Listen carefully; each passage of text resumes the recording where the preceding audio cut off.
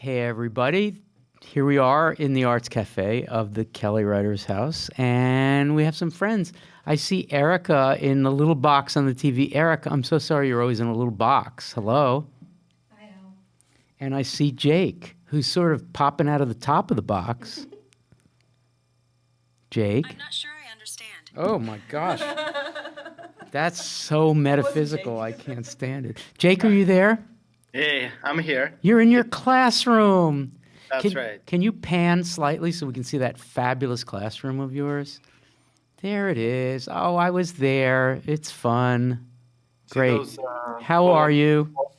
Not bad. I mean, Don't tell us the truth, please. oh, Are your kids okay? it's a Jewish school, so it's been a rough week, Yeah. rough few days after the weekend. Have you displaced a lot of class time just to deal with this? There were some old school programs and stuff, Yeah. but more on that. Okay. Allie Castleman, hello. Hi, Al. How are you? I'm good. Okay, that's great. And I have here at the table Anna. Hello, Anna. Hello. And Davey. Boo, Al. I'm scared. That was like the non-scariest boo. Sorry, dude. Yeah, today somebody asked me what I was dressed as. I said, Dad Normcore. Oh. Dad Normcore. Yeah, today's pretty close. This is good. We really aspire to, We do to aspire, Normcore. yeah. Normcore twins. Yeah, we do. And Amber Rose, hello. Hi, Al. And Lily is on the phone. Hi, Lily. Hello. Hey. So, and we have Hannah and Sonia here with us, and Jason is walking in the door. So, anyway, usually I do shout-outs, but today I want to do bibliography. I want to do, like, shout-outs to the poets, not shout-outs to the ModPo people. First of all, the first two callers are going to receive books as gifts. The first one is Extra Hidden Life Among the Days, Brenda Hillman's book, a book I really love, and I'm kind of reluctant to give it away, but I'm going to. And the second one is a book of poems and translations from the Persian of the poet Fatima Shams, who is a colleague here at Penn, a wonderful poet and a friend. The translations are by Dick Davis. And the book is called When They Broke Down the Door. And here's a poem translated from Persian. It's called Prosecution. Pictures don't lie. I've grown old, and I've forgotten the love I felt when I was 20. You've come too late. Papers grown expensive. Postmen have had enough. Planes mostly crash, and no one else's file will ever be closed. So that's a poem about love and Tehran. So that's the second book that we'll be handing out. Okay, so shout outs to our poets, okay? And this is something that I realized a few years ago in ModPo. Ron Silliman noticed that sales on Amazon of his books went up because of ModPo, which makes me very proud that the poets we admire can actually sell copies of books to people who are engaged with this course. So this is partly to encourage people to buy books, which is a great thing to do. Lynn Haginian, this is a follow-up to My Life. It's called My Life in the 90s. So it's a kind of expansion pack of the My Life project. It's really, really very good. And this is a book everyone must own by Lynn Haginian called The Language of Inquiry. So it's a book of theoretical essays. Highly, highly recommended.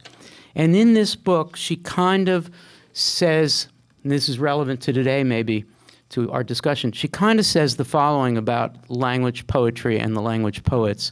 It's kind of a formula. If you take the radical possibilities of first wave modernism in the 20th century, and you add the experience of the new left political theory of the 60s, right? So you get 60s style radicalization. New left theory, including post-structuralist theory, Derrida, and so forth. You put those two things together, not old left, but new left. So it's modernism plus new left equals the language poets, particularly the San Francisco language poets. And that's spelled out in this marvelous book. One more Lynn Haginian. Writing is an aid to memory. And you know what, folks? It is. And this is a book about Gertrude Stein. Lynn Haginian on Stein through poetry. Writing is an aid to memory. That is to say, this is the whole My Life project. I think you write about your life, and as you write your life, you constitute your life. That is to say, you make memories by writing memories. Fred Waugh is sometimes considered a friend of the language poets. He's certainly generationally with them. He was a young poet at the famous Vancouver Poetry Conference of 1963, and he brought his tape recorder with him, and he recorded everything. And thanks to Fred Waugh, who's a Western Canadian poet, mostly Vancouver. They spent some time in Calgary. And this book, Isadore, is his most languagey book, and I highly recommend it. What he's interested in is sort of Canadian avant-garde multiculturalism, a lot of focus on Chinese exclusions of Western Canada in the kind of language poetry context. I highly recommend it. Charles Bernstein has a new book called Near/Miss. Highly recommend this. Rodrigo Toscano is younger than the language poets and sometimes is thought of as a kind of specifically labor, as in labor unions, labor-affiliated poet, leftist activist, non-academic worker poet, I guess. Anyway, Partisans is a really good book that really kind of takes the language poetry project that moved into academia and tries to see what it might be like if you decided to work with working people. Partisans. And last two more things. Susan Howe's Frame Structures, Early Poems. Now, Susan Howe might be, like, of this week, I guess Harriet Mullen is my favorite, but my second favorite is Susan Howe. And in this book is a long poem called The Secret History of the Dividing Line. And really, it's like the American, New England, Puritan origin story of boundaries. Can I just say that? It's really, really radical, really interesting. And one more show and tell before we get started. The Nonconformist Memorial, another book by Susan Howe. And in this book is my favorite Susan Howe piece, which is Melville's Marginalia. So, you know, Susan Howe has a piece called Thoreau, Thorow. Susan Howe has Melville's Marginalia, and Susan Howe has My Emily Dickinson. You get the point. Susan Howe is interested in 18th and 19th century American literature and how its kind of self-colonialism creates American culture. And Melville's Marginalia it re-radicalizes Herman Melville in a way that she actually goes to the Melville archive and she studies the marginalia of Melville, and it has a nice pun to it about margins. Can I ask a question? Yes, please. What is self-colonialism? Yeah, you were right to ask that question. I think what she means by examining the way... this is a phrase that she uses? No, she certainly uses the word. She thinks about Puritan New England of the 18th and 17th, 18th, and 19th century as kind of psychologically internalizing colonialism, which is an irony because most of them came running, screaming away from the empire. Mm-hmm. And so of course, this community turned itself on the native peoples of New England, and she's really interested in how there's a kind of domestic colonialism, ironically, given the liberty that these people sought. So she has a kind of political critique of the boundary line as it gets created by the Puritans who were seeking freedom. So, anyway, so these are great books. You should get some of them. All right. So we're going to get started. A list of poems, and then we'll go to the phone, because I think Lily has somebody on the phone. Ron Silliman's Albany and Bart. Lynn Haginian's My Life. There are 4 sections that we talk about in ModPo. Bob Perlman's poem, a kind of pre-elegy for Lee Hickman, who had received a HIV positive diagnosis. It's called Chronic Meanings. Charles Bernstein's post 9/11 poem, In a Restless World Like This Is. Susan Howe's My Emily Dickinson, which takes us back to week 1 of our course. Harriet Mullen's Sleeping with the Dictionary, and a few things from ModPo Plus. Some Ray Armantrout poems, including Overhearing, which we talked about last week. Was Ray last week? 2 weeks ago. Robert Grenier has a crazy poem, 1,000 single sentences in a box called Sentences. Tyrone Williams, Larry Eigner, and Lydia Davis, who is actually a micro story writer, a short story writer, a prose poem writer. And there's a poem called A Mown Lawn, which we might talk about. Okay, so let's see what happens. Lily, what do we got? On the phone, we have Zane, who has a question.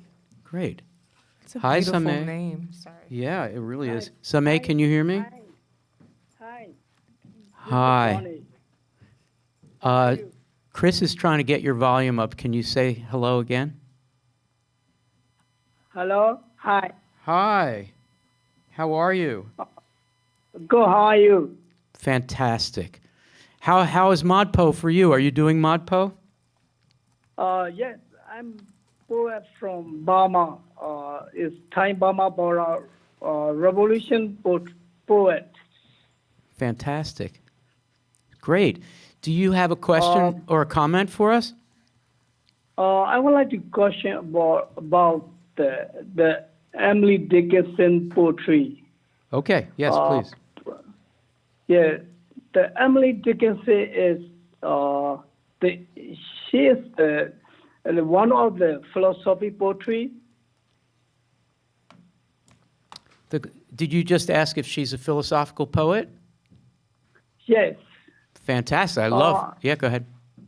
I read the Emily Dickinson. A lot of poetry is like philosophy thinking, and very philosophy. So my question is, Emily Dickinson is poetry or philosophy? Please, that's my question. Fantastic. Very short. Zami, thank you. Thank you for the question. I'm going to reframe the question, ask a few of our colleagues, and then will you hang up and listen to the call, listen to the responses through the webcast? Yes. Fantastic. Thanks so much for calling. Where are you calling from? I'm from Albany. Albany, New York. Yes. Great. Well, come visit us sometime at the. I'm from Burma. I'm U.S. citizen from Burma. Fantastic. Well, thanks. If you come drive down from Albany sometime to the Writers' House, we will welcome you here. Yeah, I would like to see and your team, and I'm studying the ModPo, studying to learn in American poetry. So Great. Well, you're always welcome here, Zame. thank you so much. Thank you for calling. That's fantastic. Okay, so I think I want to reframe the question slightly, which is my reframing of Zame's question about Dickinson is, it's pretty clear that Susan Howe, her Emily Dickinson, is a poet that is very theoretically sophisticated, and you could consider My Emily Dickinson to be a book of theory. So let's start with that. So I wonder if Erica and then Davey could take it, and then we'll go from there. Erica, sorry to that cold call, but do you want to talk about Howe's Dickinson as philosophical? And what does it mean to discover that a poet is a philosopher or has philosophical interests? That's a hard question. Yeah, I only ask hard questions. Looking at the My Emily Dickinson that we looked at this week, the second passage to me resonates as I'm tempted to bring in Wittgenstein because he's a philosopher I think a lot about when it comes to poets and poetry.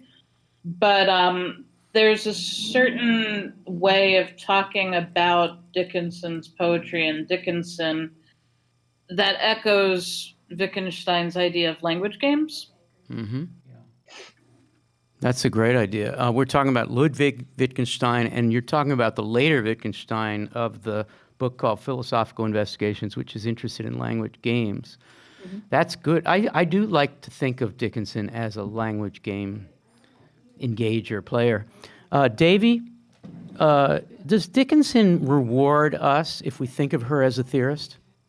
Definitely. And I certainly think that thinking of Dickinson as a theorist is helpful for thinking about what it is that a lot of the language poets care about, which is we often think about theory as a kind of form, that theoretical writing is formal, that it's critical, that it sounds like academic jargon. And thinking about Dickinson as a theorist and as doing theoretical work helps us think about the conceptual work that form itself can do, and thinking about poetic form as a kind of theory and as asking theoretical questions about what's fundamental to being a person, about the way that we relate to ourselves and each other, is exactly what Dickinson's work is doing, and exactly what so many language poets, particularly feminist language poets, really demand of what if we thought about theory outside of the conventional sentence? What if we need something other than the sentence to think through theoretical concerns?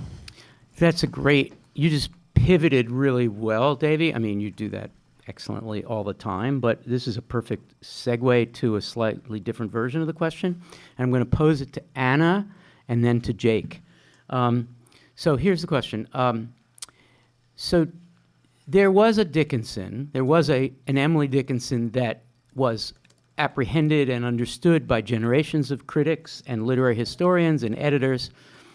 And then there was a first wave and really second wave Dickinson, second wave feminist Dickinson. Sure. And then there was Susan Howe. Mm-hmm. So in sum, and this is a question about, I'm asking you for something like pithy that people can take down as notes. How would you characterize that turn that Emily Dickinson does? What is the difference between her Dickinson and the Dickinsons that had come before? I'm going to ask you and Jake. Wait, you mean between Susan Howe's Dickinson and the Dickinsons that came The before? previous Dickinsons, and then there was Susan Howe's Dickinson. And what, in a nutshell, is she trying to do that's different? Oh, I mean, Susan Howe is trying to recover the difficulty of Dickinson, right? Yeah. Was that short and pithy enough? Yeah. Now throw in that as a version of feminism, because that's where Davey was taking us. Well, that there is a radicality in difficulty, right? That Dickinson gets saved from being, puritanical religious poet who was like writing, And Mad Woman in the Attic. Right, exactly. Mad Woman in the Attic. What's the alternative to Mad Woman in the Attic? In Howe's bringing Dickinson out as not a Mad Woman in the Attic, but what? Scholar poet in the attic. Scholar poet in the attic. Yeah. Jason, would you grab the mic? And Jake, not Mad Woman in the Attic, but what? Well, I mean, I think reading Susan Howe's book, you really see how philosophy is at its best when it's most poetic, right? And this is certainly true of Wittgenstein that Erica brought up. It's true of others. When philosophy edges towards poetry, that's when it's most exciting and it's most readable.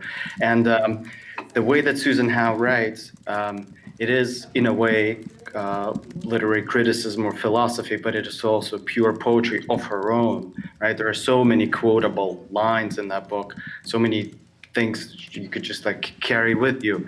And by engaging in philosophy, she's also contextualizing Emily Dickinson as a thinker and as a philosopher. And she's teaching us how to really, engage with somebody of Emily Dickinson's caliber. It's not by your conventional form of literary analysis. It's through this poetic, philosophical field of thought, and this is where she's taking us. So Susan Howe, affiliated with the language poets, does a language poet-ish thing of going back to Dickinson and showing what a poet like Lynn Haginian knew all along by engaging theory and being frank about her theoretical interests, which is that verse can do theory. right? And that's a pretty radical thing in itself, right? So sitting just to my right and just to my left are two people who are engaged in the academic project of getting doctoral degrees. And there are certain things that you can and can't do within the genre of dissertation. I think both of you, if I may say, will break some rules and boundaries. But there's a professional credential going on. And one of the reasons why I love Susan Howe so much is that the book My Emily Dickinson spends a lot of time saying, I went to the Bonneke Library and they didn't think I was a real scholar and I wouldn't let me in. They looked at my bag. I felt like I was marginalized. All I wanted to do was be a poet in the archive, not a scholar in the archive. And they shunned me and I felt shunned. And this is what's wrong. And what the language poets, and Susan Howe in particular, are saying about Dickinson is she's our model for an academic that's not abiding by given genre. Yeah. So Jason, I want you to do your Jason-ish thing, and then we're going to go to the phone. Here's what I want you to do. I want you to do a Jason riff. Not Mad Woman in the Attic, but. Give me a series of those, but what? Who is the Emily Dickinson that the language poets are interested in? I love watching you do this. Well, I'm glad that you're glad. I'm really glad. Too You always much. make me glad. I brought these like lollipop eyeballs for people. It's Halloween. Yeah, you brought them and you're not going to show them on camera? I don't understand Not that. yet. Okay. There's going to be a moment. Well, Wait, I have to say, since only 49, less than half of the people in ModPo are U.S. people. Does the rest of the world do Halloween? No. Mm-mm. Canada. Okay. Still, Halloween is not natural to a lot of people watching this webcast, so you're really confusing them. So maybe, okay, so I'm being reminded that there is some Halloweenish thing, and in the UK, I imagine, too. Didn't we get Halloween from Ireland? From Ireland, okay. But they Anyway, did it different. I don't know what I'm talking about, which is really a bad quality for a host of a webcast. All right. Well, what I would say is that I've always loved Halloween, and I love the experience. Thinking of Ron Silliman writing Bart, of having to take 2 trains to get here, and You're mixing Silliman and you. You took 2 trains to get here. I took 2 And trains you're to thinking get of here. Bart. Yeah. Right, I'm thinking of Bart and his experience on the train and taking notes and Yeah. such. Yeah. And I thought to myself, like, should I take notes as well? And then I thought, no, it will interrupt my attention. But I also was looking around the train thinking, like, how many of these people are in costume actually right now? Like, how many people have started their Halloween, but it's just very subtle? I love you. Love you. Not Mad Woman in the Attic, but where are you going Not with this? Mad Woman in the Attic. Like, before I moved seats, I was kind of writing down the big words that were getting used. Yeah. The idea of a mad woman, the idea of a poet, a philosopher, and a feminist. Like, why?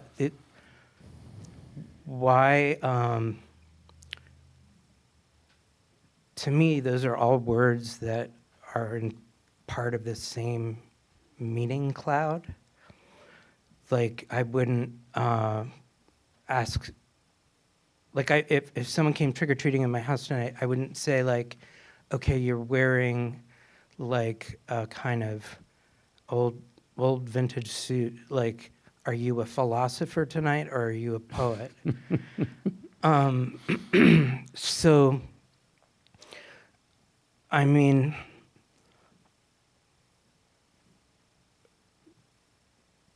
something else that I'm getting there. I know where I'm going. But something else that really struck me this time, reading through all the language poets and reading through the poetry in ModPo Plus, is it's as if the kind of like vague rumor about language poetry is that it's just a bunch of random series of words. Right. And and reading it and reading these different pieces, it's anything other than that. Like, these language poets are sentimental. I mean, they care about the world. And I think that, like, why would we instinctively divide poets from philosophers? Right. I think it's because of the two, like, the divergence of writing tradition Yes. and genre, but it's also a kind of post, like, romantic attribution of the poets going into nature, or kind of experiencing the world through language, emotion, and the body. Yeah. Thank you for that. The Twitter feed is exploding with, appreciation for your brilliance, which is always good. I want to go to the phone, but let me just sort of say a quick one-line response to that, which is you really put your finger on when any kind of avant-garde starts out, less so the imagists because they were attached to some traditions such as haiku, but language poets got so much flack and so much heat for being inhuman, which is your point. And in fact, if you look at the poems we're talking about, Chronic Meanings, which is sadness about a friend with an AIDS diagnosis, or My Life, which is, a kind of moving story of an American girlhood broken into the fragmented pieces that she felt. Bernstein's response to 9/11 in Manhattan. These are very human responses, and the fragmentation that they use and the paratactic approach that they use is really more realistic and more responsive to the world as it is than the world is fucked up and I'm going to put it all together into a neat Frostian package approach. That's the stuff that is relatively false to the fragmented life that we lead. Lily, let's see who's on the phone. I'm going to ask Allie and Amber Rose to respond to whatever it is. Well, first, we forgot to say, but Zane was our first caller, so Yes. I think that means Did you that they get want to book. Zame's, I did. Mhm. Okay. So for Zame, I'm going to send Fatima Sham's Oh, yay. book. So there's Persian on the left side, Persian Farsi, and then there's English on the right side. Cool. It's a great I'm book. making a note of Okay. that. Okay. And this caller is going to get this fabulous book by Brenda Hillman. Okay, I So- think that you guys are going to be excited. Okay. Introducing Okay. T. de los Reyes. T! Yay, T! Twitter, explode! Here it goes. Hi, T. T. Hi. Hey, everyone. T. Hi. Hi, Al. How are you? Oh my gosh, just great to hear your voice. Everyone's been so worried about your health. Why are we worried about T's health? She's been traveling a lot. Oh, but she was kind of, there was a long thread about what soup she should make. Oh, yes, that's in order right. to That's, I think, yeah, cure okay. herself. T, you every week you lead a coffee tea conversation. We appreciate that. You're so devoted to that mode of colloquy. Thank you. Thank you for doing that. Do you want to say hi and then ask a question? Because we've got Allie and Amber Rose to respond to whatever you ask. Yeah. Well, first, I really want to say hi to everyone and check in on you guys if you're all doing well and safe given everything that's been happening there lately. So hope everyone I is think we're doing good. okay. I mean, I think that safe. We scheduled an event for the 9th, which is next Friday at the Writers' House, which is going to be a commemoration of the 80th year after Kristallnacht, which was the night in 1938 when Jewish stores and homes were attacked by fascist thugs and their friends who threw rocks and stones at Jewish homes and marked them. And we were going to do that in the safe space of the Writers' House. And then anti-Semitism once again reared its ugly head, and so that event is going to change. And we were just this afternoon, Lily and I and another colleague were just this afternoon talking about how we're in even though the context of that event has changed, how we are going to struggle, maybe even fight, to maintain that feeling of safety in the room, even if there were naysayers or detractors or anger felt on the part of anyone. So we are thinking about this a lot, T. So thank you for being so empathetic about that. Yeah, well, if there's anything I've learned over the past few years, whenever something really bad is happening outside my life, I can always rely on ModPo to be my safe space. So I hope people can take comfort in that and find that ModPo is there to welcome them and be their safe space whenever things go bad.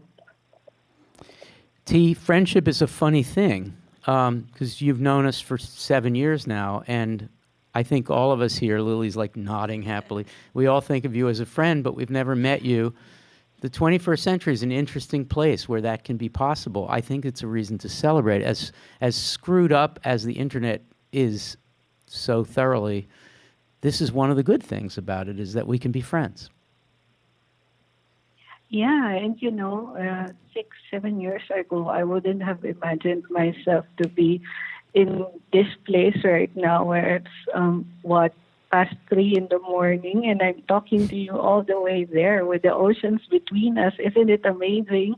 It is amazing. 3 in the morning. That's why you're being so quiet. You're trying not to wake anybody else up. Well, T, it's lovely to hear my voice is really not good, though. Your voice is wonderful. Are you kidding? It's lovely to hear that voice. Do you have a question or a comment that Allie and Amber Rose can respond to? And then I'll ask Lily if she wants to respond as well. Yeah. Well, this week, when I think about the language poets and their experimentation, I'm thinking about where the urge to create something new comes from. Is it like the urge to respond to the current landscape of literature or poetry that's before them, or is it more of an urge to respond to what's happening currently in their life, and how much is that of an influence, I guess, to the whole movement, shall we say? Great question. T, thank you for the question. Great to hear your voice. Lily is going to send you the book. It may take a while to get there, but I think it's worth waiting for. We love you a lot, and I don't just throw out the L word lightly. There's a lot of I love you pounding. too, Al. I love everyone there. Oh. Hi. Hi to Anna and Davey and Amber and Lily and Zach and Jason and Chris. You guys are amazing. Ali and Jake and Erica. Everyone else. Hope I didn't miss anyone. You actually didn't miss anybody, I don't think. Thanks, T. I know it's a big trip. You've been taking a lot of trips. Maybe you could kind of not take those small trips and make the big one and come here. I think we'd be happy to find a place for you to stay. You can hang out for a while. I know you have a job that you have to keep doing, but can't you do it remotely? I actually do my work remotely, so Well, what the hell? That's why I'm able to move. Yeah, but it's very hard for someone like me to get over there. I know it's a long Visa trip, but requirements and all if you that. can get yourself here, we will roll out the red carpet for you, right? Lily is so excited. Lily's ready to arrange the whole visit. Yeah, Lily, and I have a date to restaurant, Asian cuisine, and all that. Oh, so you're all ready to hit the road. You're going to be out every night with tea. Yeah, and so you don't even have to worry about adjusting to the time difference. You can just come and party all night with Lily. Thanks, T. Why don't you hang up and listen to the Thank you so response? much. Love you. Take care. Be good. All right. All right, love you thanks. too. Bye. Thank you. 610-616-3208. Allie, do you want to take a shot at a response to T? It's kind of a broad question, so you can go anywhere with it, I think. Sure. Hi, T. I mean, in a certain way, I don't have enough knowledge to actually know what the right answer to that question is, if there is a kind of factual answer. But when I think of something like chronic meanings, I think of that as being a very immediate, urgent response to some violent information. Yes. And in that moment, grappling with something that's very immediate, kind of looking at strategies and poetic ways of handling that and responding to that. Yeah. And feeling like there isn't the language or the form to do that in a way that feels appropriate. Yeah. So I kind of think it's both. It's a reaction to maybe previous forms not being able to do that work. That's so well put, and it follows from what Jason was saying. The strategy that Perlman uses is like traditionally thought of as a distancing strategy, and yet it gets us closer. How can you comprehend something like the AIDS epidemic at a time when people in authority were doing nothing about it? We'd never seen anything like it in this country. And what art strategy could possibly be commensurate with that situation? I think those of us who studied genocide deal with some of the same concerns, like something so unspeakably huge. It's not inhuman, Amber Rose. It's the opposite. It's more human to try different kinds of representational strategies to deal with something that, if you describe it in kind of conventional terms, that's the insult. That's, you don't do a Hallmark card in response to your dear friends just dying and dying and dying. The Hallmark card is the seemingly human thing to do, but it's less human. We're trying to turn the tables, right? And can I just say one more thing? Because then I have to go to school. Oh, please. You have to go to school. Yeah. Yeah, I have to commute to New Jersey. Okay. I just want to make sure that we talk about sentences. Robert Grenier. Yeah, because that's one of my favorite things. And thinking about humanism, and, the kind of critique that Jason was referencing about language poets being kind of cold and removed. I might be getting this wrong because I don't know how that project was supposed to be originally experienced, but the way that I've always experienced it is through this computer program where the index cards are generated in a random order. Right. And I think it's one of the most human projects in a way that I think starts to speak to some of the material that we'll get to, I think, next week. Yes, next week. To have the reader make and generate meaning from these fragments and it's always going to be a new set of meanings because it's always going to be a different order. Oh, I'm so excited you brought that up. As we turn to Amber Rose for a response to T, on this question. I just want to throw out that plug that you started, which is next week is the week that ModPo people, some especially people who are not used to this part of the syllabus, they react very negatively to. You can react very negatively to non-intentional quasi-chants. You know, this poem was written without intention. How dare you push on us a language that was unmeant, that was created by a computer? That's so inhuman. And Jackson McClough and John Cage and others are going to argue quite the opposite, which is sort of what we're starting to do this week. Amber Rose, do you want to talk about, we were talking about these strategies that these poets and others are trying to do. You led us in a really great conversation earlier this week here about Harriet Mullen doing, you know, really kind of all kinds of interesting experiments in order to create a more rather than less human textual experience.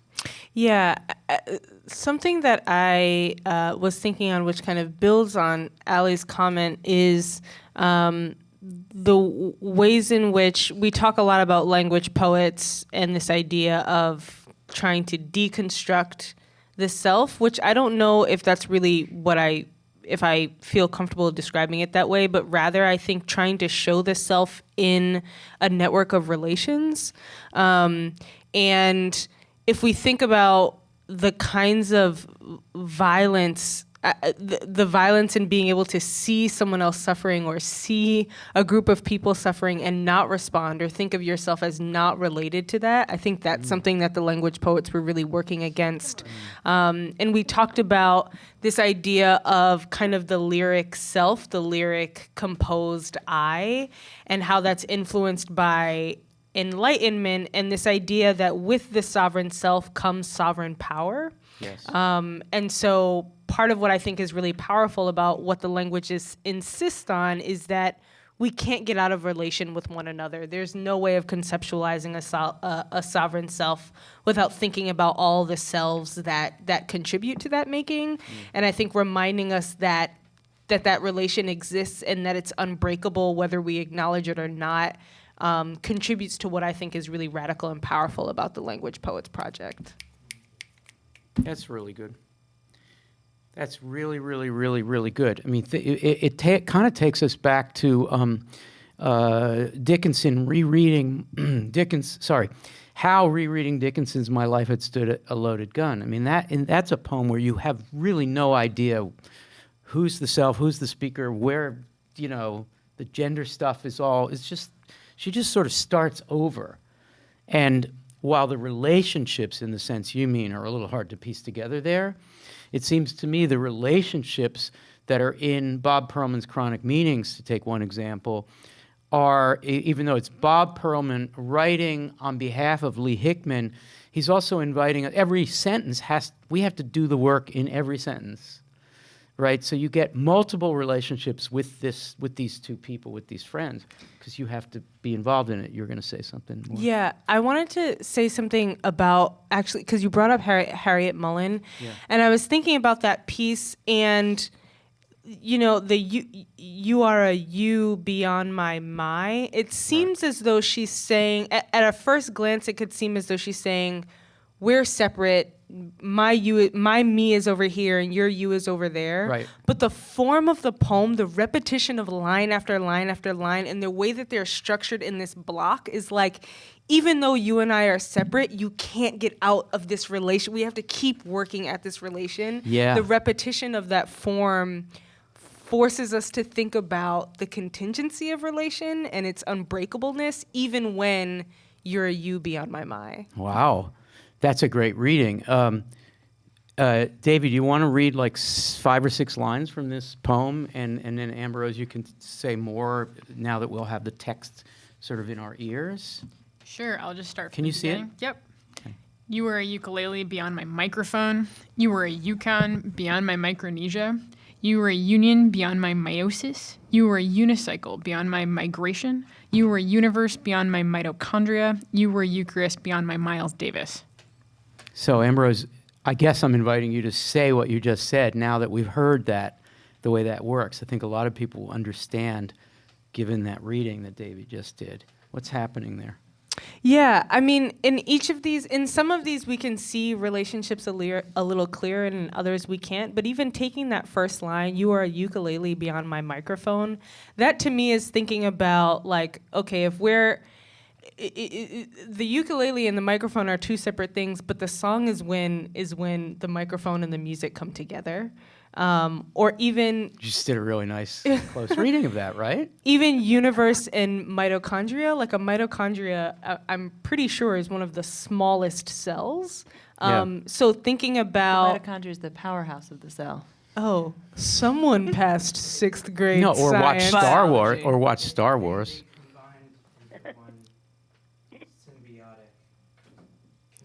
You're speaking without the microphone. Speaking of microphones.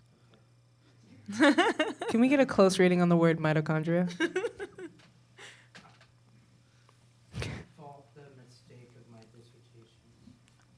I think you're off. You're off. You're not on. Yeah. What I would say is that the reason why I wanted to kind of focus on what do we mean by all these words? Like, what do we mean when we say, oh, that this makes us more human? Yes. Or the poets are doing this kind of project, and the philosophers are doing this other kind of project. Right. Whereas I think like from Wittgenstein and other philosophers of the later after the 20th century, the relationship between the self, the relation, the very like capacity for relation, and love, and the work that language does for all of us. It allows us to take what's inside our private brain and put it out into the world and see what happens. Yes. And so philosophy that is not interrogating language, I would say is a not very helpful philosophy. Yes. Amen. Although, pre-20th century philosophy didn't do that, which Right, is why exactly. language There philosophy was is a so important. Mitochondria got us off. You were talking, and no, we didn't do anything rude. It's just that you have more to say. Oh, I mean, I was just gonna do more with that mitochondria and Okay. universe line, Well, how but about it's fine. this? How about if I say something about this amazing poem, Annie Lit, and then you can talk a little more about it if you feel like it. So to me, this is a poem about pronouns, you and me, or you and my, right? And you is one of those really hard pronouns. You can say you, Y-O-U, all you want, and you're really not going to narrow it down because you is one of those, like, what do you mean? You, who, what? You can actually refer to me. You like to go fishing. Then you go fishing, and then you get out your worm and you put it on your hook. And now I'm talking about me. You is very flexible, and the brilliance of Annie Lit is that what she does is she takes you sounds and she runs you through a dictionary so that you becomes not that kind of flat you that you can easily forget about and stop thinking deeply about pronouns, right? You can actually just sort of say, well, you is so complicated, it's just randomly in the dictionary. And then you get to me, which is maybe even more complicated. So this is what's so great about the poem. You are a Eucharist beyond my Miles Davis. The basic structure of that is a kind of sweet little love line, like you are my, you are the apple of my eye, I guess is where it's from, or something like that. And yet she's doing something so multiplicitous. Do you want to say something, and then Davey something, and then we're going to go to the phone, and then we'll ask Jake and Erica to say stuff in response to the person on the phone. Do you want to say something more? Yeah, maybe just really briefly. I was thinking about that you and the power of that you starting every line. And when we talk about this idea of interpolation, or like calling, once you cast that you out, you name a subject and you bring them into relationship with you. And part of what I think Harriet Mullen is trying to tease out is how we're seeing others and how we're calling them into relation with ourselves, and the power of naming, and that any of these names are various, and they simultaneously, because of their compounded nature, they start to mean nothing. But at the same time, they can't mean nothing. You can't get away from the history of those words. Look at us talking about it. Yeah. So yeah, but I want to toss it over to This Amber Rose led a really wonderful class on the language poets earlier this week, and I was really enjoying the thought of considering the language poets as being interested in thinking through relation. And I think that Mullen is someone who's doing that pretty differently from the way that some other folks are. And so I went back to the language book, which Charles Bernstein and Bruce Andrews published in 1984. And I'm just going to read a sentence from the introduction that Andrews and Bernstein write to be able to think through this question of relation, which is, "It is our sense that the project of poetry does not involve turning language into a commodity for consumption. Instead, it involves repossessing the sign through close attention to and active participation in its production." And so one form of relation that I think about with the language poets is reconsidering the relation between language and practitioner of language, whether that's the reader or whether that's the poet, or whether that's the reader and the poet together, trying to think about our being in relation to language always, and that relation being really loud in the room, as opposed to being anxious about the way that, in Bernstein's words, a capitalist social order reproduces itself because we're, by using language that we're not really thinking about. We just reproduce the words. And if we're not thinking about those words, then somebody else is. And so thinking about our being in relation to one another is necessarily addressed by thinking about the way that we're always in relation to language, and using language to try to describe that relation, to do that meta-discursive project, is where language poetry locates itself. Yes, there it is. There it is. Something Jason said, something Allie said before she had to go, Amber Rose and Davey just now. A version of what I was saying before, you take the modernist project and you think about a critique of capitalism, which the modernist project didn't really do, because the politics of some of the modernists was all over the place, and who knows what Williams was thinking, and Stein, oh my God.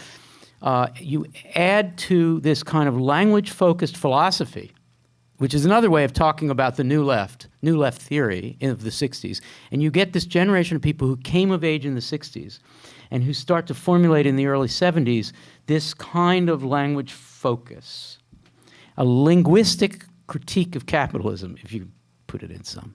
Yeah. Let's go to the phone, and then I'm going to invite Erica, Jake, and Anna to respond to whoever's on the phone. Who do we have on the phone?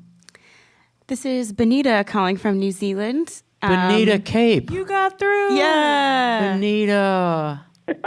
Hi. Hello, my friend.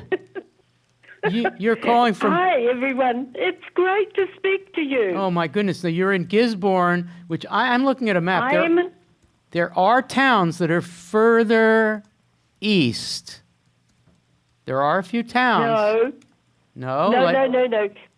We are the most easterly city the in the easterly world. city. Okay. We're looking at some towns. There's one called... there's one called Tiki Tiki. That looks pretty far east, but it's not obviously a city. Yeah. No. Anyway, you're feeling 90%, 80%? Oh, yeah, some of that. had what they've come up with is that one side of the heart is working well. Yes. The other side may have a blockage. But listen, I'm fine for now. You have good doctors? Treat it. Pardon? You have good doctors? Oh, absolutely. And a wonderful family who have come with me and supported me in all this. Great. There will be more tests, but hey, I'm into poetry, not just me. Oh, well, so yeah, no, I mean, when I started to locate you in the forums, I guess last year or the year before, I started looking at your haiku and your poetry, and I'm so glad you're part of ModPo, And I think of you as pretty much as far-flung geographically as a ModPo person can get. It's probably 5 in the morning, 4 in the morning, where you are? No, it's 8.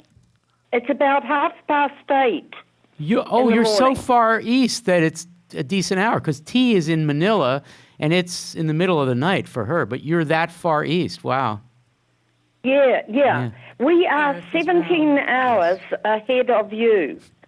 Ambrose told me with a smile on her face, because I'm such an idiot. I am, not Ambrose, that the world is round. She told me the world is round.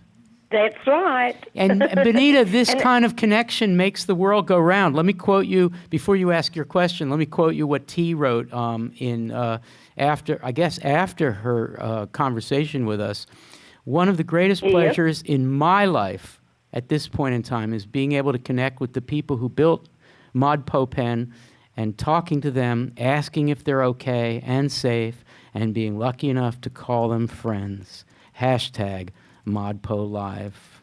Isn't that sweet? Yes. Yeah.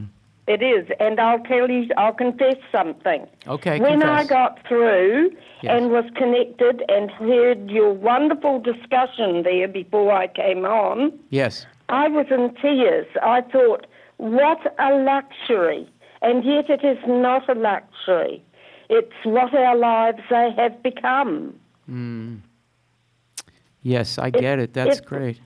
And, we are honored to do this, provide this resource for free. We are honored. So I think not $29 or $49, but free means that access is not an issue. It is something of an issue, but it's not the issue it would be. There's just something symbolic about, come along. I mean, I think some people are really encouraged by that to stay with us. Anyway. Yes. Yeah. It is a wonderful, wonderful service. It's not a service. It's, I don't know. I never went to university. I was taken out of school because I lived in the country and a job came up near us. But I had opportunity later on and didn't. But I had continued to learn. And with the computer, just absolutely, it extended beyond belief. Yes. That's great. I will tell you how I first started, if I may, Al. I try not to take too long. No, it's fine. Advertisement. It's fine. Sorry? No, it's fine. Please go ahead. Say whatever you'd like to say. It's just great that you're here and you're feeling good. Thank you. I saw an advertisement in Guardian on the internet about beginner writers for haiku, and I thought I would have a go at that. I didn't know quite what it was, although I certainly had been writing poetry. And so I joined a Yahoo chat group, and I had in that group the most incredible mentors, and that was where it grew from. I couldn't believe it. People were supporting me and helping me. Now, William Higginson, who wrote the, I'm not quite sure of the title of the book, but it's regarded as the Bible of haiku. Yes. And it's very complex. Yes. And he had been watching me write with a group of women. And when the war broke out in Iraq, he invited me to write with a group. There was 10 poets, and I was the only Southern Hemisphere writer. Yes. And that can be, and we wrote a Kaizen Renku, which was 36 verses. Yes. And it was all revolved around the outbreak of that war. So that can be found, and it's under the name of On the Road to Basra. On the road to Basra. Basra. Great. I hope people listening will look it up. Benita, do And you it's have very annotated. I'm sorry? Do you have a comment or question that I want to turn to Jake, who I feel Yeah. that Jake has to leave soon. I have a sixth sense about Jake. He says 5 minutes. Do you have something for Jake? Do you have a question or comment? I'll just make the comment that where I had been frightened of the essays, I've been thoroughly enjoying them. I did the one yesterday on Eileen Miles' poem. Yes. And I did it the day before. Yesterday I read the poem to my daughter. I would have written a totally different essay after I had read that poem, and my daughter made comments to me. That's great. Are you saying that sharing it with your daughter changed your own essay? No, but I realised I could do a dozen essays about one poem and great. still enjoy every essay. Oh, nice. Where I had been frightened before. That's really cool. I'm glad you're not frightened about doing an essay. Maybe you can do not a dozen, but 3. You know, we'll respond to 3 Righty. if you want. You can do. Okay. That's cool. Cool. Why not? And hello. Yes, I'm here. Yeah. Look, there's just one thing else I want to say. I wrote a little poem for you in ModPo. Oh, cool. That's where you and I first connected, and it was about your windows. Yeah. I noticed they are very tidily done in the renovation. Yes, we really care about them. Do you have that poem nearby? No, I don't. Oh, I'm sorry, no. I couldn't find it. Oh, okay. You'll post it. Yeah. So Amber Rose is welcome. showing you the windows. Yeah, I don't know if you can see that. The windows used to be just a 3-part structure, like a triptych in the room, which is much larger. Now we decided to just extend that all the way around. Yes, I noticed. Wonderful. I'm It's glad you absolutely like wonderful. it. You'll have to come over here. Yeah. You'll have to come over here. I realize it's a long journey. It doesn't get much longer than from Gisborne or wherever. Well, listen, Benita, it's great to hear your voice, and it's great to know you're feeling better. Please hang out with your doctors and get that thing fixed, and write. May you write thousands more haiku. Thousands. I'm not so much into the haiku at the moment, although I do. All right. Could I just say that there's a group of other students in ModPo, Yes. and we formed our own private group. There's Ingrid Brook and Terry Rife, I think it is. Yes, Terry Rife, yep. And Suzanne, and they hadn't been doing haiku, and I got them started, and they've done some wonderful things. That's really cool. And so enjoying it. That's and great. we connect every day, and so they'll be listening.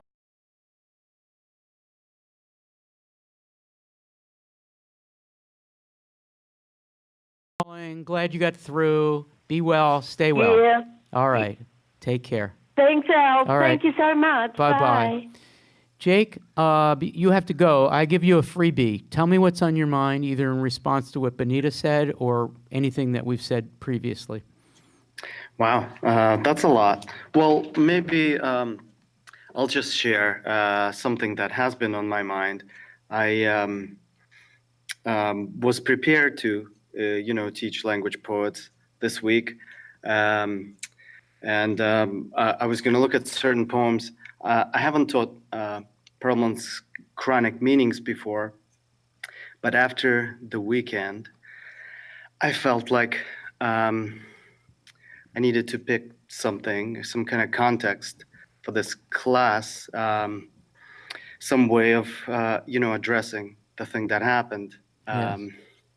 And I brought chronic meanings to class, and it was really moving and powerful to have it in the classroom, to talk about the sentences that we had. How did the students respond? And did you make the direct connection to the tragedy in Pittsburgh, or did you just let it be a conversation about what Perlman is doing and it got there by itself? I kind of touched on the fact that I want to find a way to respond or find some way of talking about it. And it certainly, before long, while we were talking about the poem, we started talking about, the sentences that we were, we had in our minds and were choking on, or just like stopping ourselves in, or just the sense that no language is enough to say the thing that, these obvious cliched things that you just stop yourself in the middle of. And it was a powerful moment. I was very grateful to have that poem around. And another piece that I brought to the classroom, and you mentioned this book, Charles Bernstein's Near Miss book. Yeah. So I brought that, and I took out a few things from here, particularly his piece called Concentration, which responded to a law that was being passed in Poland around the discourse around the Holocaust, like what's okay to say in Poland about it and what isn't.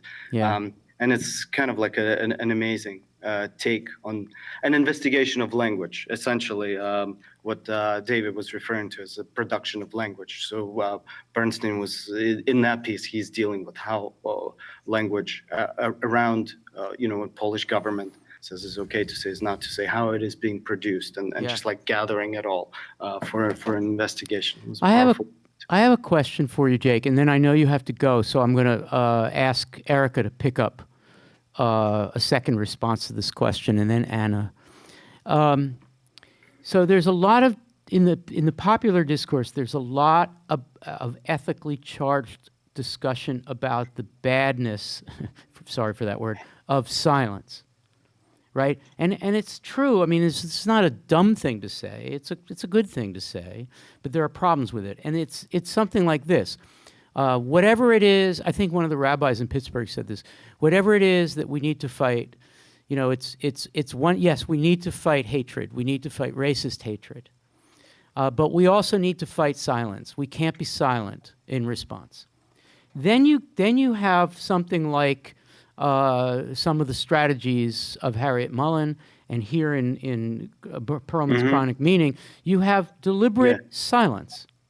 You have or as Baraka says in his poem Incident, we have no words. I mean, there comes a point where silence is actually the most ethical response, because as a teacher, for instance, it allows you to turn to the students and say, okay, how would you fill out that line? So I think silence gets complicated here. I want to ask you to comment on that, and then I know you have to go, and we'll turn to Erica. I guess the right response to your question would be like silence, but because I guess I'm a teacher, it's really hard to do that. Hard to be silent. Right. Well, I guess I would just say like there's a difference between silence and silence, and a big difference between a silence that's framed by an act of like being active in your silence, the silence as an action, as a performance, as a response, visible and intense and uncomfortable and emotional and heartbroken kind of a silence. Yes. Rather than silence as evidence that you're listening, right? Yes. Like rather than oblivious kind of. That the poem Ellipsis that Amber Rose that many of us have read in Sleeping with the Dictionary, but Amber Rose brought it back. Right. The silence there is the silence of like, do you hear yourself talking? Do you hear yourself using these lines? Do I hear my mind finishing that sentence? Do I hear like what's so bad about what's being not said, etc.? So in conversation, you want to know that someone's listening, and the only way to listen is to be silent. The opposite of silence is bullshit, filling in, stepping on lines, and completing someone else's sentences. You have to go, but thank you, Jake. And please, we saw Anna and I hung out with your students by Skype recently, and they're adorable. Can I say that? Am I allowed to say that? They're adorable. What did I say? Same question last week. And thanks, Anna. And he's got to go. Okay. Yeah. Anyway, they're great, and please convey to them that we say hello and that we hope they feel safe. Thanks, Jake. All right. Erica, do you want to go from here on that, and then we'll turn to Anna? Yeah, I'm thinking about a couple of things. One is the question of intentionality, like whether you're being silent because you're choosing to be silent or being silenced, which I think are very different things. Yes. And the second thing that I'm thinking about is the difference between silence in writing and silence in speech. Yeah, can you make that distinction? So I think that I'm thinking about chronic meaning and the way that Perelman deals with the sense of having no words by putting words down on the page. And how, he's both silent and not silent at the same time. Mm-hmm. And I find that poem to be really, really moving because of the way that he does that. And in speech, I don't think that can work the same way. Like, I'm thinking about my own class where, I'm teaching a class on education in America, which it's an odd time Tiny to little be teaching topic. a class like that. Tiny topic. Huh? Tiny little topic. Yeah, tiny. And, there have been moments where I just haven't known what to do or what to say. And that's what I say to my students. And it feels like it's a really odd feeling because I feel guilty. Like I'm not supposed to be out of words. But I think that sometimes you are, and I think that writing is one way to negotiate that. I'm not sure if I'm making much sense. You are making a ton of sense. I mean, I think this is really a reductive way of thinking about poetic history, recent history, but there was a big fork in the road at a certain point, I'd say around 1958, 1962, where one part of American poetry, coming out of the modernist tradition, went to, if I speak, I will be therapeutically enabling myself to say something honest about myself, and you can read and learn about me, and maybe that'll help you, but certainly helps me therapeutically. And then there was, for lack of a better phrase, the so-called New American Poetry, which was really actively trying to resist that confessional mode, right? And winds up being accused, goes back to what we said earlier, accused of inhumanity and distance and irony, but ends up producing things like chronic meanings or ellipsis, right? Those are not confessional poems. Ray Armantrout is pulling language from the environment. She's not speaking about herself necessarily, and yet they're very powerful. Anna, what I'm going to do is take the liberty of playing the first minute or so of chronic meanings, and then you can respond to that following the conversation. And then, Lily, we won't take any more calls. We'll do final words after that. And so here's chronic meanings.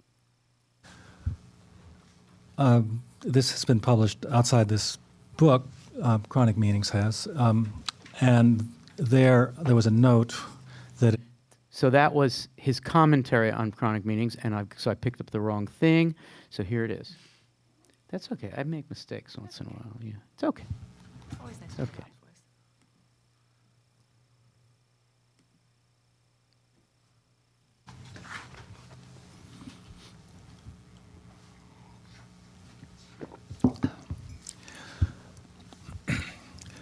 Chronic Meanings for Lee Hickman.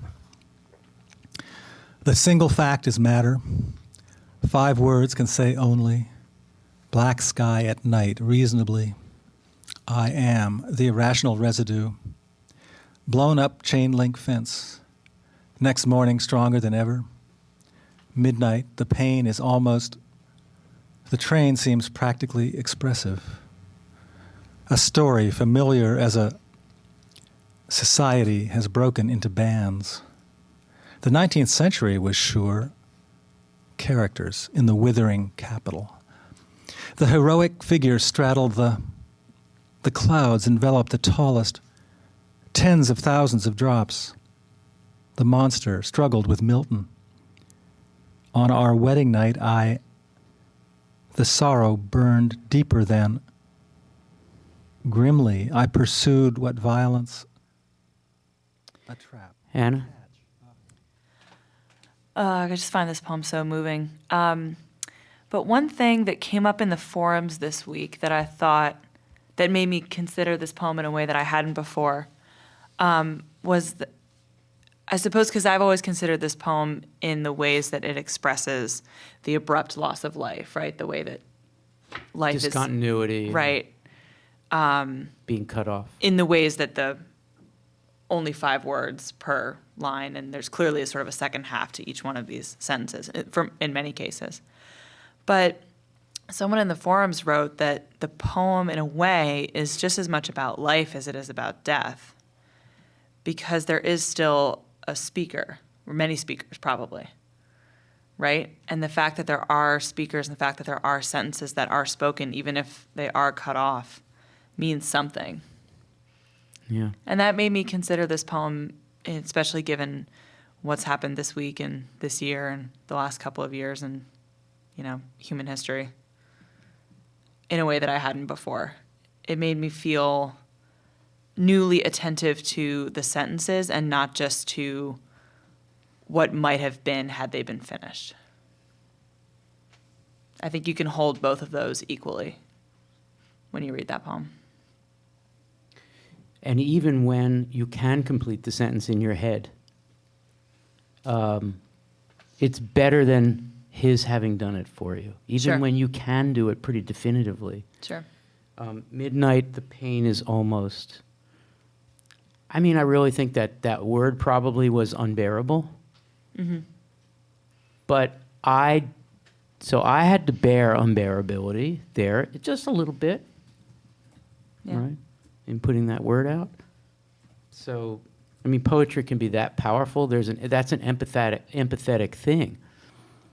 And we don't even know where that little bit of discourse came from. It might not have been Lee, because Lee was actually not, Lee Hickman was not that far along in the disease at that point to possibly be the author of that line. But the fact is there's so much pain in so many places.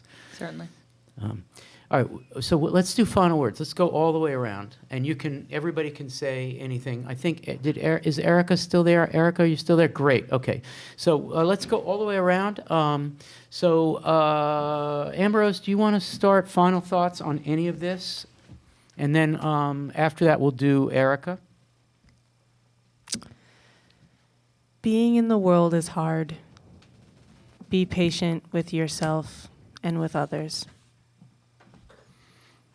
That's pretty great. Erica, final thought?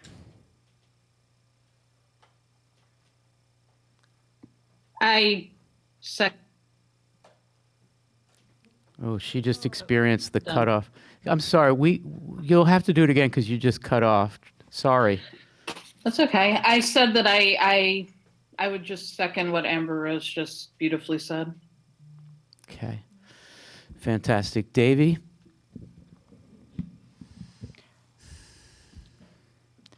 Something that this week makes me think about is something that I've been thinking about with my undergraduate students a lot this semester, which is how impossible precision is and how the language poets really issue, and thinking with the language poets issues the opportunity to think about the language that we're using all the time.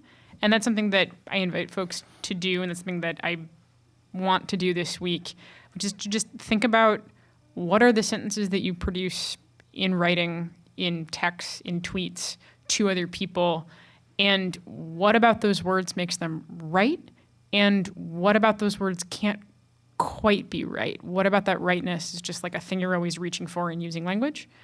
And that's a thing we can all do together. Well said. Lily, final thought?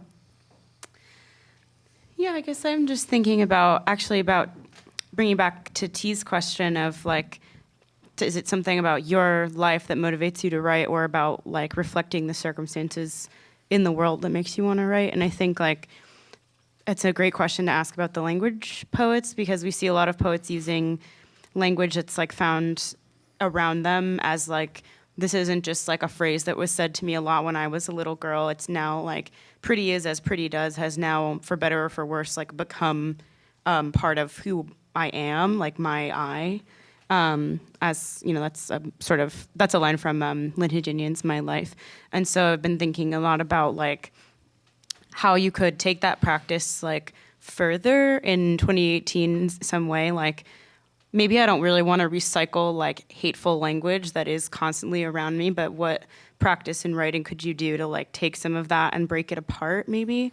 And I think we'll get some strategies for that next week. So just kind of looking forward to that. Can you say just a little, almost as a look ahead to next week, can you say just a little more about what kind of strategies they are? Yeah, I think taking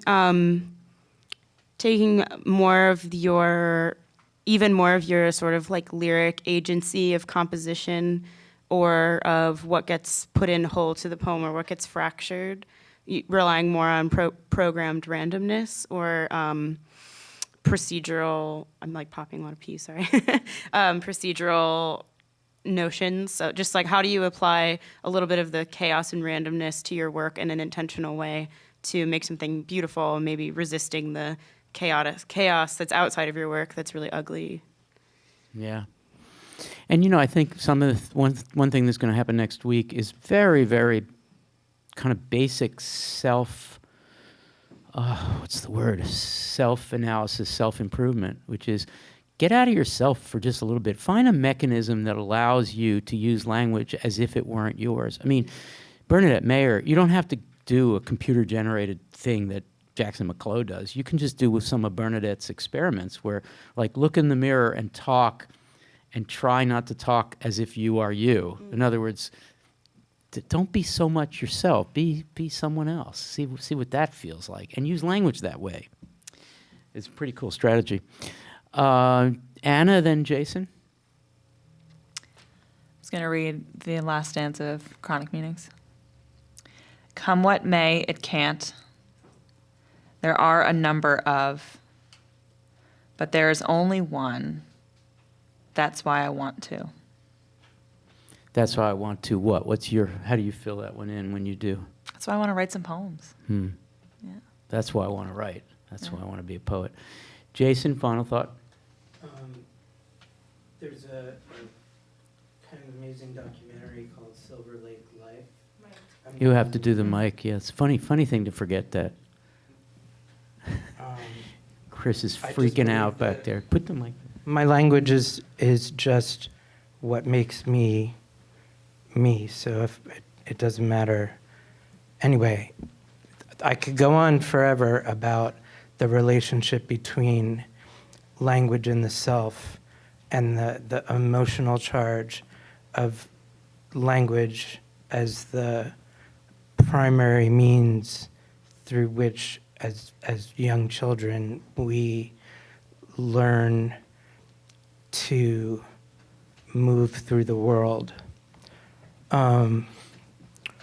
But that's not what I'm going to say. I wrote a little list so I could keep myself concise. I think that I don't think that the language poets I know would disagree with me, but in the 50s, and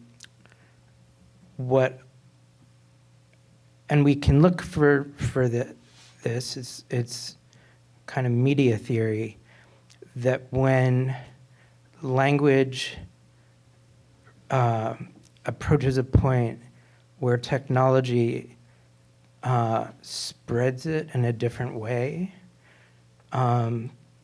people begin to think differently. And I would say that in the 50s, there's an explosion of mass media, and things are being said. It's like the intimacy of a conversation with your neighbor, or the intimacy of you thinking some thoughts in some words you're not sure of. It's like that is to me the major question. Like how does mass media and its mass distribution of language change the reality of how human relations between people develop and how they end. I mean, there can think of so many. This is where I'm gonna end. That we said earlier tonight that with kind of sovereign power that believes it can articulate itself without error or without interpretation in the way that a strict constitutionalist would believe that that document is written and done. But I'm one of the things that I'm provoked to think about over the next week is the relationship between the way, in particular, the English language gives us the illusion of a sovereign self. And as a like chicken and egg issue, which comes first? The consolidation of power, which is the consolidation of the ability to spread language, and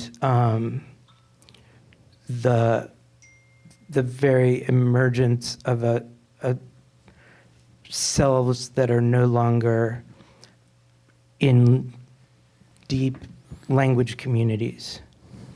And so, and I read, I love Sleeping with the Dictionary. Like, I think it's such an important book. And I would love to talk with Amber Rose about just the title of the book for 20 years. But it's a long seminar, Amber Rose, but she's up for it. Okay, I'll make it good food. But lollipops too, weird lollipops. Yes, but what's happening in any lit totally it became a completely different poem from what it was before because of my relationship with my grandmother, which has always been, she is my rock in the world. I can always call her, and she always has the right words to take me where I need to be. And she now has Alzheimer's and very severe dementia. And she might begin when I'm there visiting her and with her for a long time, she'll start hundreds of sentences, but where they end, or the words that I say in response, don't make, if somebody walked into the room, they would think we were making language poetry.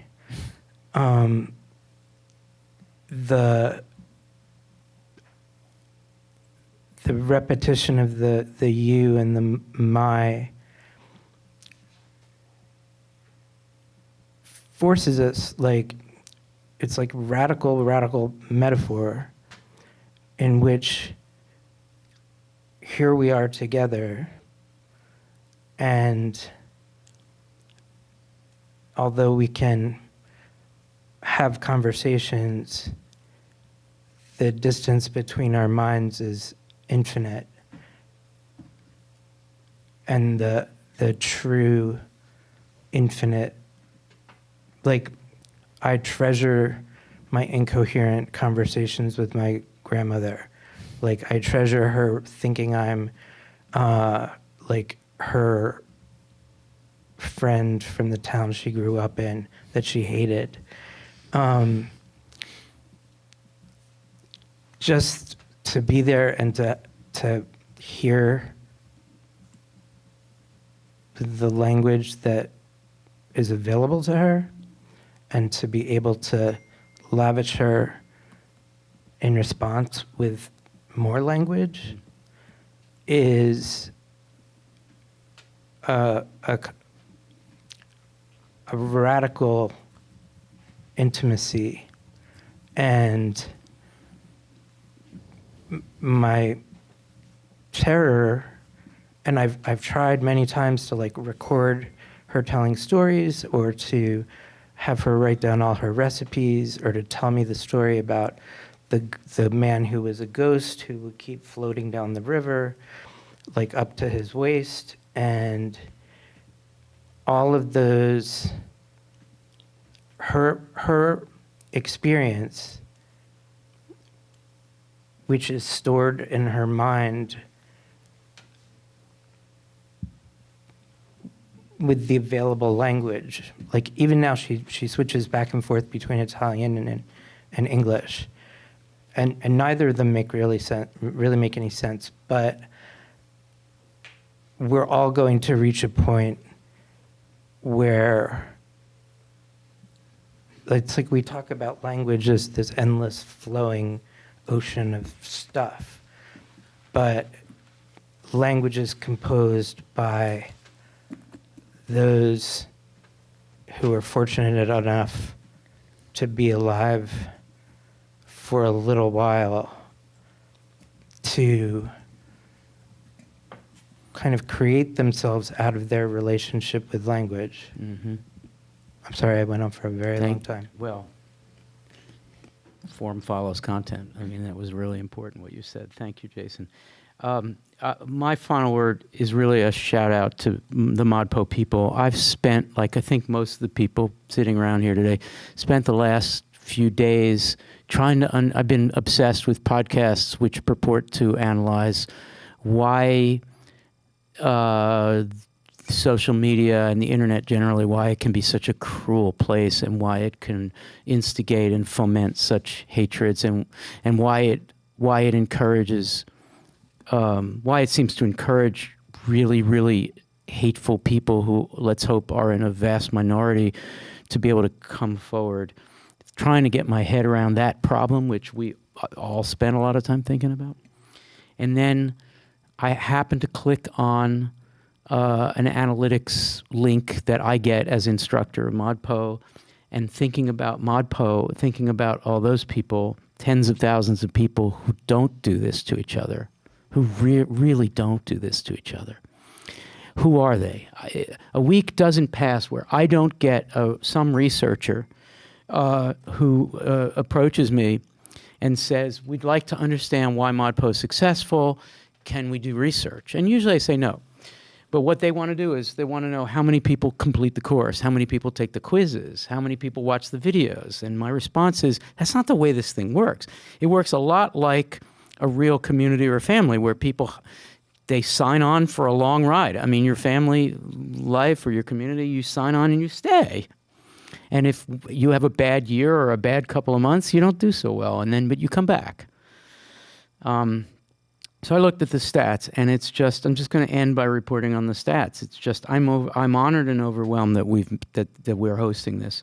We just a couple of days ago, we passed 50,000 total visitors to the site that opened on the platform in 2016. So ModPo goes back to 2012, but since September 2016, there have been 50,000 total visitors, 50,195, of which 17,689 are active learners. However that's defined, I got to find that out. We're adding approximately 120 people each week. That's a lot. There are still fewer than 50% from the U.S. This is an English language focused course. India is the second. China is fifth. And Spain is sixth. 75%, and this is based on some tens of thousands of people who fill out some form or report this. So it's not everybody, it's the way It's the way surveys are conducted. So we have to interrogate these numbers, but still impressive. 75% of the ModPo people are not students in any program, in any degree program. They're not here because they're students. That's a lot. And 39%, only 39% are full-time employed, which is much lower than the Coursera average. 17% are part-time employees somewhere. 10% are unemployed and looking for jobs. 5% are unemployed and not looking for jobs. 22.5% of ModPo people do not have college degrees.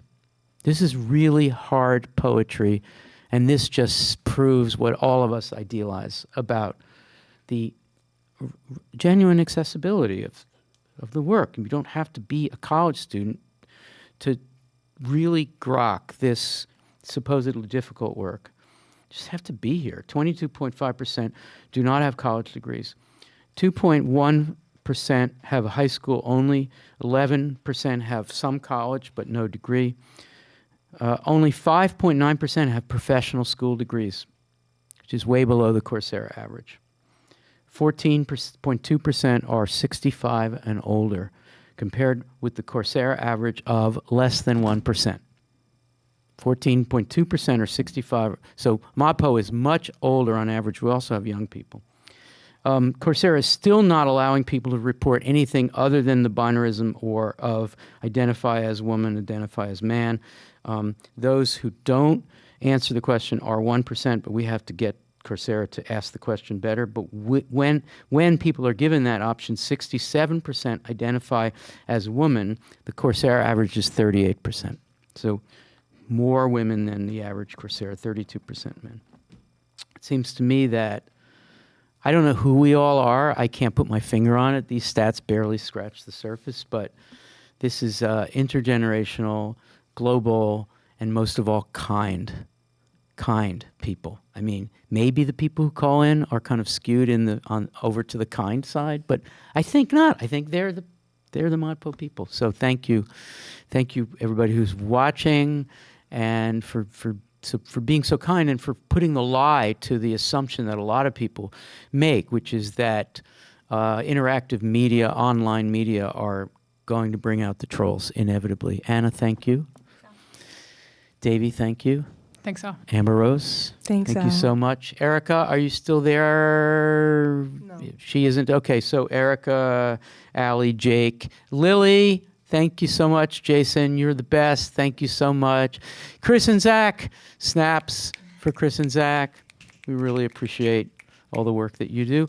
Week 9 is about non-intentional chance operation, quasi non-intentional. It's weird, but please stay with us. Hang out. We'll be back next Wednesday. I just want to shout out to next 2 Wednesdays, weeks 9 and 10 webcasts, and then the Final Words webcast. You're invited to the Writer's House. It's 10:30 in the morning on Monday, November 19th. It's kind of an extra webcast, so we hope you will join us for that. But until then, we'll see you in the forums. Bye-bye.